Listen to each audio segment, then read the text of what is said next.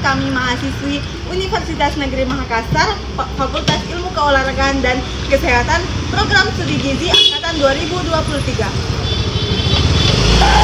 Kelas D, kelompok 7. Kenapa? Ada apa? Ada pemaparan materi nih tentang iodin dan kromio.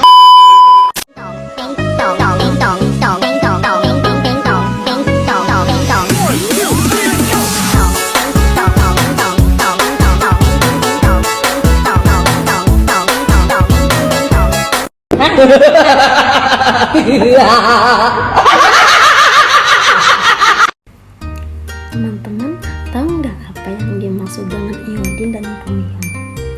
Nah, iodin atau iodium adalah sebuah unsur kimia dengan lambang I dan nomor atom 52, yang dimana iodin adalah zat kimia yang dibutuhkan oleh tubuh, tapi di tubuh sendiri tidak dapat memproduksinya. Sedangkan kromio adalah unsur kimia yang memiliki simbol Cr dan nomor atom 24 dalam tabel periodik. Nah, unsur ini dikenal sebagai logam transisi yang keras, tahan karat, dan memiliki beragam kegunaan dalam berbagai industri. Jadi di sini saya akan menjelaskan tentang fungsi iodin dalam tubuh. Adapun fungsi iodin dalam tubuh yaitu yang pertama untuk mengatur metabolisme. Hormon tiroid membantu mengontrol laju metabolisme basal tubuh, yaitu jumlah energi yang dibutuhkan tubuh saat istirahat untuk menjalankan fungsi dasar seperti pernapasan dan sirkulasi darah. Kemudian yang kedua ada perkembangan dan pertumbuhan. Hormon tiroid sangat penting untuk perkembangan normal dan pertumbuhan tubuh, terutama pada bayi dan anak-anak. Kemudian yang ketiga ada fungsi kognitif. Iodin berperan sangat penting dalam fungsi otak dan kemampuan kognitif. Dan yang keempat ada fungsi reproduksi. Hormon tiroid juga mempengaruhi kesehatan sistem reproduksi baik pada wanita maupun pria. Dan yang terakhir ada sistem imun. Di sini iodin berperan untuk mendukung sistem kekebalan tubuh dan memiliki peran dalam melawan infeksi. Sekian dari saya serahkan ke pemateri selanjutnya. Nah, saya akan menjelaskan apa sih manfaat kromium bagi tubuh. Nah, teman-teman, manfaat kromium bagi tubuh ada beberapa. Yang pertama, kromium dapat membantu pengaturan gula darah dan metabolisme karbohidrat. Kromium berperan dalam metabolisme karbohidrat dengan meningkatkan respon insulin. Kromium tadi membantu insulin dengan mengatur kadar gula darah dengan lebih efektif, sehingga membantu mengontrol gula darah dan mengurangi risiko resistensi insulin. Manfaat yang kedua yaitu mengurangi risiko diabetes. Kromium dapat meningkatkan sensitivitas insulin yang penting dalam mengatur gula darah. Dengan memperbaiki respon insulin dapat membantu mengurangi risiko diabetes tipe 2 dan menjaga kesehatan metabolisme karbohidrat yang tadi. Yang ketiga yaitu metabolisme lemak. Kromium juga berperan dalam metabolisme lemak dengan mengatur kadar kolesterol dan trigliserida dalam tubuh. Hal ini dapat membantu dalam menjaga kesehatan jantung dan mencegah penyakit kardiovaskular. Manfaat keempat bagi tubuh ialah pertumbuhan otot. Kromium tadi dapat membantu meningkatkan massa otot dan memperbaiki kekuatan otot. Hal ini bermanfaat bagi orang yang melakukan latihan fisik atau aktivitas olahraga untuk mempercepat pemulihan otot dan meningkatkan performa atlet. Yang kelima ialah penyembuhan luka. Kromium diperlukan untuk memperbaiki kerusakan jaringan dan mempromosikan generasi sel. Selanjutnya saya akan membahas materi mengenai pengaturan pencernaan dan metabolisme pada iodin. Nah, adapun proses utama pengaturan pencernaan dan metabolisme iodin. Yang pertama ada penyerapan iodin, di mana iodin diperoleh dari makanan dan minuman seperti garam beriodium, ikan laut, produk susu, dan beberapa sayuran. Setelah dikonsumsi, iodin diubah menjadi bentuk ioniknya, yaitu iodida di lambung dan usus halus. Iodida kemudian diserap oleh mukosa usus ke dalam aliran darah. Yang kedua ada transportasi dalam darah. Iodida yang telah diserap dibawa oleh aliran darah menuju kelenjar tiroid. Kelenjar tiroid ini memiliki pompa aktif spesifik yang disebut NIS, natrium iodida symporter, yang mengangkut iodida dari darah ke dalam sel-sel tiroid. Yang ketiga ada penyimpanan dan penggunaan oleh kelenjar tiroid. Di dalam sel tiroid, iodida dioksidasi menjadi iodin aktif oleh enzim tiroid peroksidase atau TPO. Iodin aktif ini kemudian bergabung dengan residu tirosin pada protein tiroglobulin untuk membentuk hormon tiroid, yaitu hormon tiroksin dan hormon triodotironin. Hormon-hormon ini disimpan dalam bentuk yang terikat pada tiroglobulin di koloid tiroid. Saat dibutuhkan, maka tiroksin dan triodotironin akan dilepaskan ke dalam aliran darah setelah pemisahan dari tiroglobulin. Yang keempat, ada regulasi hormon tiroid. Sekresi hormon tiroid diatur oleh thyroid stimulating hormone atau TSH yang disekresikan oleh kelenjar pituitari.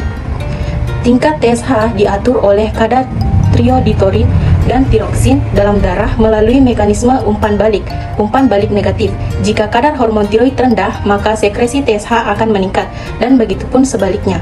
Dan yang terakhir, penggunaan dalam tubuh. Trioditorin dan tiroksin berperan dalam mengatur metabolisme basal, suhu tubuh, pertumbuhan, dan perkembangan, serta fungsi kognitif. Pengaturan pencerdaan metabolisme korium ada 4, yaitu 1. Metabolisme karbohidrat.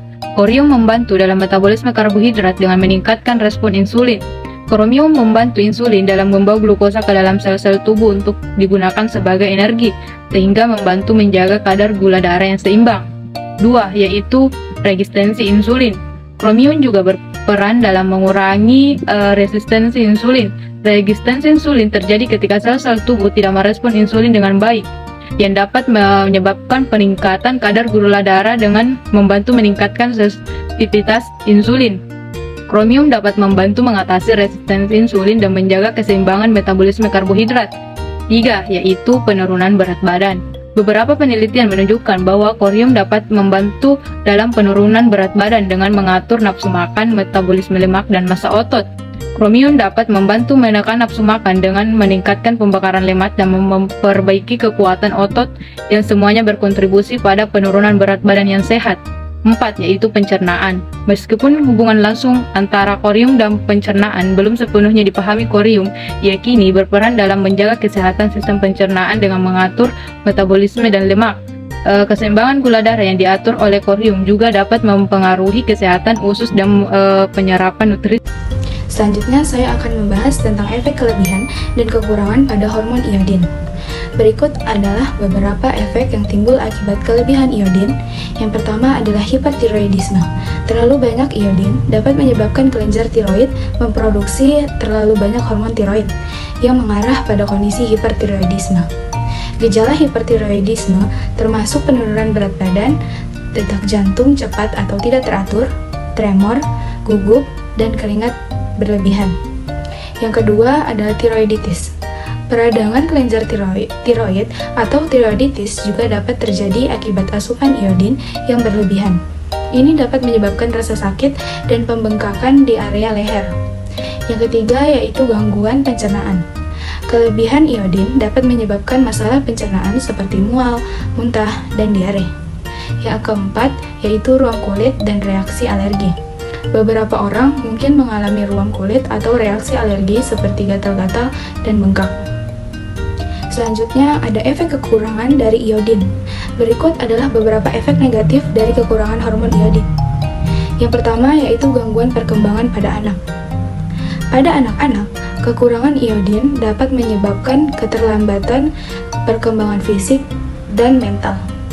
Ini bisa termasuk masalah belajar, perkembangan kognitif yang tertunda, dan pertumbuhan fisik yang terganggu. Yang kedua, masalah kehamilan. Kekurangan iodin pada ibu hamil dapat meningkatkan resiko keguguran, kelahiran prematur, dan kematian pada janin. Ini juga dapat menyebabkan gangguan perkembangan otak pada janin yang dapat mempengaruhi kecerdasan dan kemampuan belajar anak di kemudian hari. Yang ketiga yaitu penurunan fungsi kognitif. Pada orang dewasa, kekurangan iodin juga dapat menyebabkan penurunan fungsi kognitif dan masalah dengan konsentrasi dan ingatan. Yang keempat dan yang terakhir, gangguan metabolik. Kekurangan hormon tiroid yang disebabkan oleh kekurangan iodin dapat mengganggu metabolisme tubuh, menyebabkan gejala seperti kelelahan, penambahan berat badan, dan intoleransi dingin. Jadi di sini ada kelebihan dan kekurangan kromium. Yang pertama, kelebihan kromium ada toksisitas. Konsumsi kromium dalam jumlah yang terlalu tinggi dapat menyebabkan toksisitas kromium dalam tubuh yang dapat mengakibatkan gangguan pencernaan, mual, muntah, diare, dan masalah kesehatan lainnya. Yang kedua, gangguan metabolisme. Nah, kelebihan kromium juga dapat mengganggu metabolisme karbohidrat dan lemak yang dapat menyebabkan masalah ketidakseimbangan gula darah, resistensi insulin, dan masalah kesehatan lainnya. Yang ketiga, kerusakan organ. Paparan kronis terhadap kalium dalam jumlah yang berlebihan dapat menyebabkan kerusakan pada organ tubuh, terutama hati dan ginjal. Kerusakan organ ini dapat menyebabkan masalah serius dan memerlukan perawatan medis. Berikutnya, kekurangan kromium. Yang pertama, resistensi insulin. Kekurangan kromium dapat menyebabkan resistensi insulin, di mana sel-sel tubuh tidak merespon insulin dengan baik. Hal ini dapat menyebabkan peningkatan kadar gula, risiko diabetes tipe 2, dan gangguan metabolisme karbohidrat. Yang kedua, penurunan metabolisme. Kekurangan kromium dapat mempengaruhi metabolisme karbohidrat, lemak, dan protein dalam tubuh. Hal ini dapat mengakibatkan kelelahan, penurunan energi, dan masalah kesehatan lainnya akibat ketidakseimbangan nutrisi. Yang terakhir, gangguan kesehatan. Kekurangan kromium juga dapat berkontribusi pada masalah kesehatan seperti peningkatan risiko penyakit jantung, obesitas, dan gangguan metabolik lainnya.